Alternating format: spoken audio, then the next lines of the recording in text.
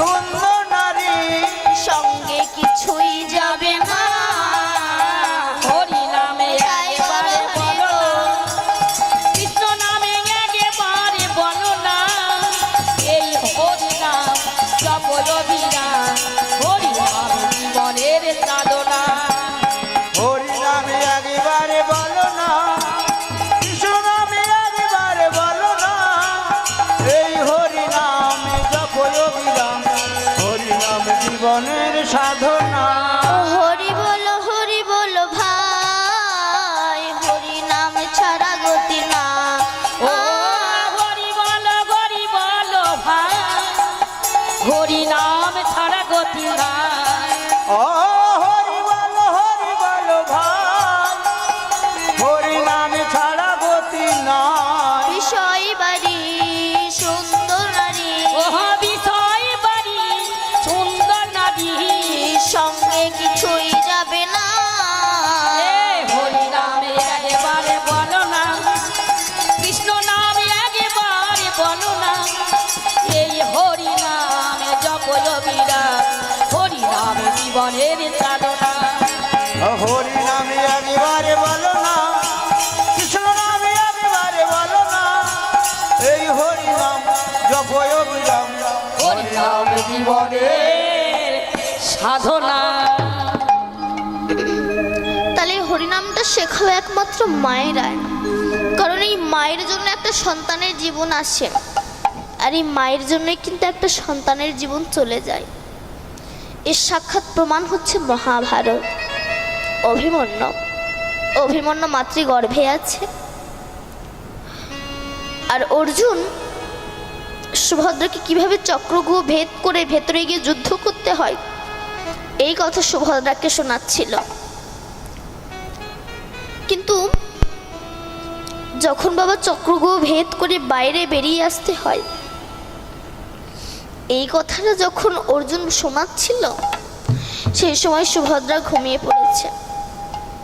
আমরা জানি বাবা, গর্ভে সন্তান থাকা অবস্থায় মা যেমন আচরণ করবে সন্তান ঠিক তেমন আচরণই শিখবে।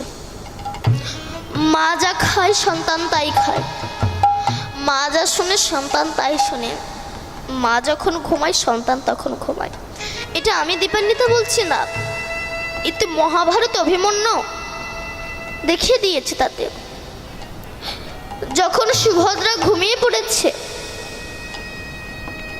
সঙ্গে সঙ্গে গর্ভের সন্তান অভিমন্যু ঘুমিয়ে পড়েছে। আর যেদিন ওই কুরুক্ষেত্রের মাঠে দুর্যোধনরা চক্রগ্রহ তৈরি করেছিল,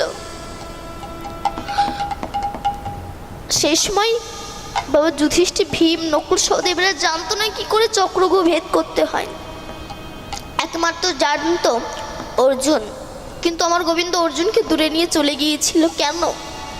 আমার গোবিন্দ কি জানতো না এখানে থাকা দরকার অর্জুনের, নইলে অভিমন্যুর প্রাণটা চলে যেতে পারে। কিন্তু উনি নারী জাতিকে শিক্ষা দেওয়ার জন্য উনি মনে মনে ভেবেছিলেন, অভিমন্যুর প্রাণ না নিলে তো জগতের জীবকে শিক্ষা দেওয়া যাবে না। তাই অর্জুনকে দূরে নিয়ে চলে গিয়েছিল। তখন যুধিষ্ঠির, ভীম, নকুল, সহদেবরা বলা বলি করছে, ভাই আমি তো জানি না চক্রগ্রহ ভেদ করে যুদ্ধ করতে। এ বলছে আমিও তো জানি না।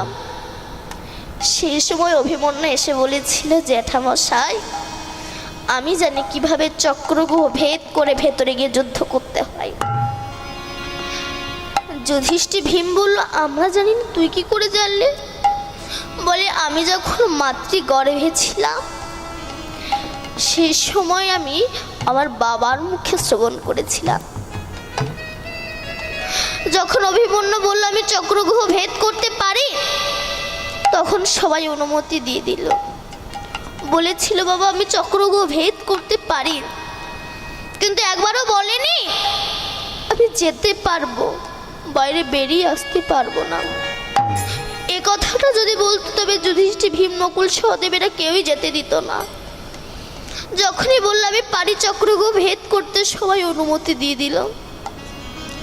সেই সময় অভিমন্যু জ্যাঠামশাইয়ের চরণে প্রণাম করে ওই চক্রগ্রহ ভেদ করে ভেতরে গিয়ে যুদ্ধ করতে লাগলো। এমন ভাবে যুদ্ধ সবাইকে পরাস্ত করে দিতে লাগলো। এমন সময় দুর্যোধন ডাক দিলে, দুঃশাসন কর্ণ, এ আমাদেরকে সবাইকে পরাস্ত করে দেবে, আমরা সপ্তরথী মিলে ঘিরে ওকে বধ করব। যুদ্ধের নিয়ম কিন্তু এটা ছিল না। যুদ্ধের নিয়ম হচ্ছে একজনা আর একজনের সঙ্গে যুদ্ধ করবে। কিন্তু যখন সবাইকে পরাস্ত করে দিচ্ছে, তখন দুর্যোধন বলে আমরা সপ্তরথী মিলে ঘিরে ওকে বধ করব। কিন্তু কর্ণ এমন ভাবে বাণ মারবে সন্ধ্যা পর্যন্ত যেন ওর প্রাণটা থাকে, কষ্ট দিতে দিতে ওকে বধ করবে। যখন একটা করে বাণ মারছে, আর সেই বাণ এসে অভিমন্যুর বুকে লাগছে, শুধু কি অভিমন্যুর বুকে লাগছে, আমার দয়াল নিধি ভগবান করুণার ভগবান নিজে সেই বাণগুলোর আঘাত সহ্য করছে, রাধে সেই যন্ত্রণা সহ্য করছে, সেই কষ্ট সহ্য করছে। যখন অভিমন্যুকে বাড়ছে, সেই সময় বাইরে থেকে তার জেঠুরা চিৎকার করে বলেছিল, অভিমন্যু তুই বেরিয়ে আয়, অভিমন্যু তুই বেরিয়ে আয়। সেই সময় অভিমন্যু বলেছিল, জেঠামশাই আমি চক্রকে ভেদ করে ভেতরে আসতে পারি, কিন্তু কি করে বেরিয়ে যেতে হয় এটা আমার জানা নেই। সেদিন বাইরে থেকে যুধিষ্ঠির, ভীম, নকুল, সহদেবেরা দাঁড়িয়ে কেঁদেছিল। অভিমন্যুর মৃত্যুর সামনে দাঁড়িয়েছিল জ্যেষ্ঠ বড় জেঠু কর্ণ। শেষ বাণটা মেরেছিল বাবা কর্ণ। বুকে জড়িয়ে ধরে বলেছিল, অভিমন্যু তোকে আমি মারতে চাইনি রে অভিমন্যু,